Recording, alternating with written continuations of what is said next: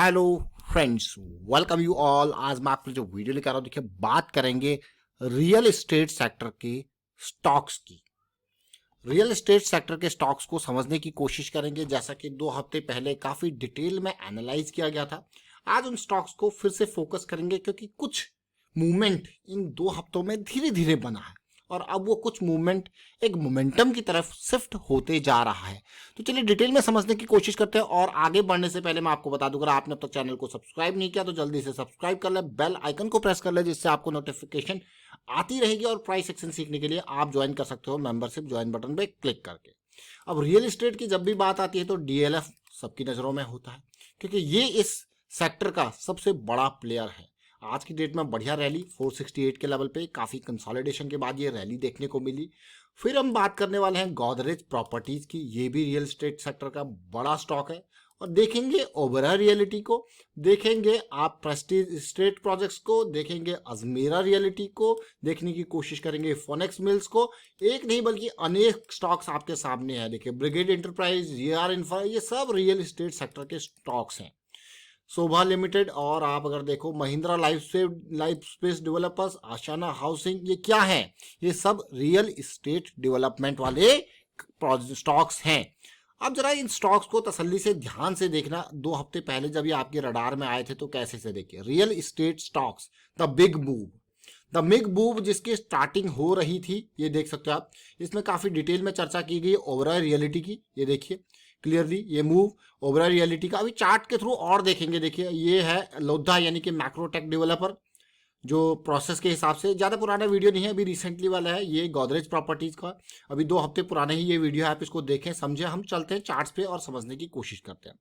Daily time frame पे 2 हफ्ते पहले अप्रैल एंड में कंसोलिडेशन दिख रहा था डीएलएफ में। ये देखिए उसके बाद एक बढ़िया मूव चला, क्योंकि एक बहुत पॉजिटिव साइकिल थी। पॉजिटिव साइकिल के बेसिस पे देखिए कंसोलिडेशन देखने को मिला कई दिन, और अब आप देख सकते हो एक बड़ा मूव आज को देखने को मिला। उससे पहले बड़ा वॉल्यूम ऑलरेडी हमें देखने को मिला था अप्रैल की स्टार्टिंग में। अब ये मई में आपको देखने को मिल रहा है मूव। गोदरेज प्रॉपर्टीज देखिए, जिसकी हम चर्चा कर रहे थे, बिल्कुल वही हुआ। इस कंसोलिडेशन ने इसकी एक पॉजिटिव एक बुलिश साइकिल स्टार्ट कर दी और मूव आपको देखने को मिल रहा है, स्टार्ट होता हुआ देखने को मिल रहा है। बहुत ही बढ़िया मैं कहूंगा। देखिए अभी देखिए इसी तरीके से जैसे हम कुछ स्टॉक्स के बारे में बात करेंगे, लेकिन रियल एस्टेट सेक्टर में कुछ बड़े स्टॉक्स हैं तो कुछ छोटे स्टॉक्स भी हैं।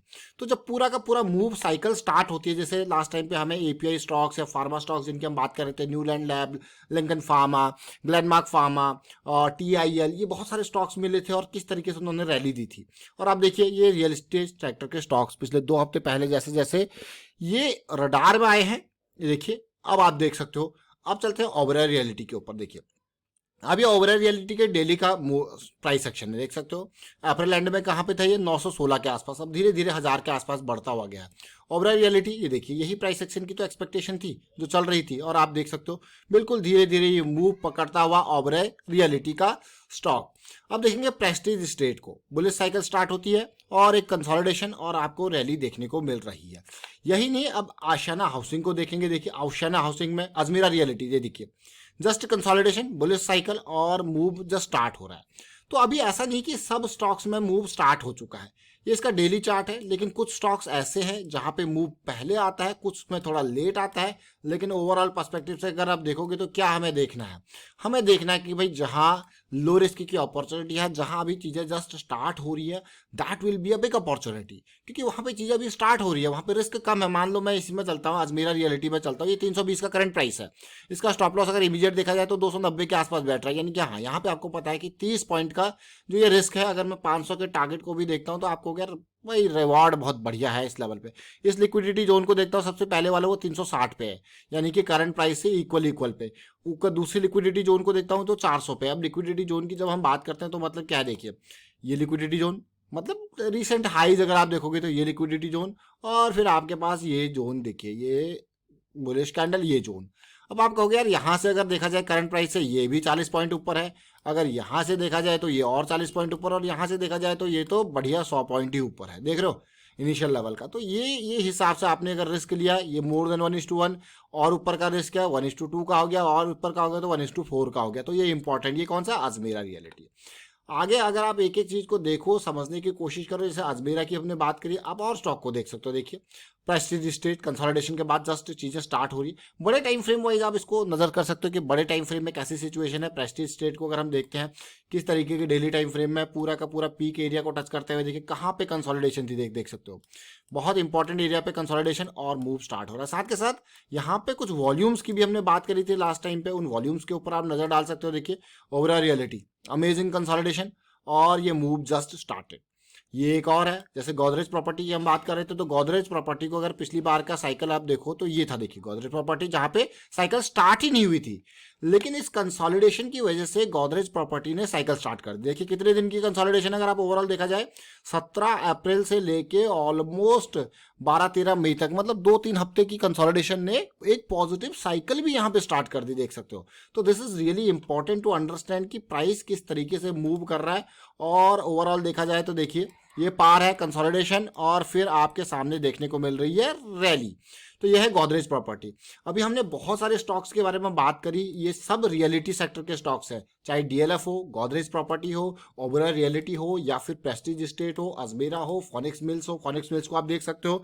उसके अलावा अगर आप देखो तो जैसे ब्रिगेड इंटरप्राइजेस की बात करें, अब यहीं तक नहीं, ये तो इस कैटेगरी में जो स्टॉक्स है, अभी कुछ स्टॉक्स ऐसे होंगे जो स्मॉल कैप की कैटेगरी में होंगे या माइक्रो कैप की कैटेगरी में होंगे। तो वहां पे इंपॉर्टेंट क्या है, अंडरस्टैंड करना इस कंसोलिडेशन में कहां पे आपको मिल रही है लो रिस्क की opportunity. That is really important to understand. Low risk की अपॉर्चुनिटी जहां पे मोमेंटम बनता हुआ दिख रहा है, क्योंकि रिस्क कम है। तो अगर प्लान फेल होता है, देखिए कम रिस्क में फायदा क्या होता है, अगर प्लान फेल होता है तो आपका जो लॉस है वो कम होगा। तो हमेशा ये सोचना है कि जब आप एंट्री ले रहे हो, और loss should be defined before entry. ये देखिए loss should be defined before entry. ये मैं क्यों कह रहा हूं, क्योंकि जब आप एक बार एंट्री ले गए तो फिर तो चीजें देखिए वो फ्लक्चुएशन होती रहेगी, अप डाउन होता रहेगा। बट आपको अगर आपका डिफाइंड पता है लॉस का, तो आप निकल जाओगे टाइम पे, उस लॉस को बुक भी करना है अगर उस एरिया पे आप चले जाते हो तो। और ये रियल एस्टेट सेक्टर के एक नहीं बल्कि बहुत सारे स्टॉक्स हैं जिनके हम बारे में बात कर रहे हैं। और आप देख सकते हो आगे देखिए सोभा लिमिटेड को आप देखिए, सोभा लिमिटेड का अभी हमने यहाँ पे जिक्र नहीं किया, तो इस स्टॉक को भी आप देखिए, उसको अंडरस्टैंड करने की कोशिश कीजिए। महिंद्रा लाइफ स्पेस को आप देख सकते हो यहाँ पे कैसी सिचुएशन बन रही है, क्योंकि यहाँ पे भी आज एक बढ़िया मूव देखने को मिला। तो इन स्टॉक में मोमेंटम जो है वो शिफ्ट हो रहा है, देखिए धीरे धीरे मोमेंटम की तरफ ही जा रहे हैं। तो ये इंपॉर्टेंट है अंडरस्टैंड करना। और फिलहाल देखिए हमने बहुत सारी चीजें, बहुत सारे स्टॉक्स हम आपको बताते हैं कि किस तरीके से उसमें प्राइस का मूवमेंट बन रहा है, लेकिन आपको जो प्रैक्टिस शेयर की गई है 5000 चार्ट्स पर मंथ की, वो आप जरूर करें रेगुलर बेसिस पे। अगर मैं यहाँ पे लॉन्ग टर्म में टॉप मतलब गेनर्स की बारे में बात करते हैं, चाहे डेली की हो, वीकली की हो और मंथली की हो, टॉप की बात करते हैं। उसी तरीके से जब आप लूजिंग सेगमेंट में देखो, यानी कि फॉल वाले स्टॉक्स को समझने की कोशिश करो, तो आपके पास 5000 चार्ट्स और आ जाते हैं। तो प्रैक्टिस बहुत इंपॉर्टेंट है, प्रैक्टिस करते रहिए। फिलहाल वाइंड अप करता हूँ वीडियो को, शेयर कीजिए, लाइक कीजिए, प्राइस एक्शन सीखते रहिए। And thank you for watching the video.